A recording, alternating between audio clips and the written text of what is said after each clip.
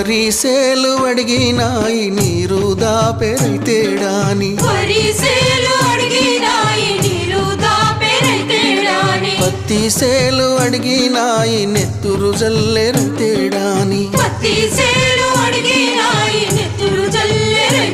అవి పట్టుకొని ఏడుస్తున్నాయో తుల్లి తుల్లి ఏడుస్తున్నాయో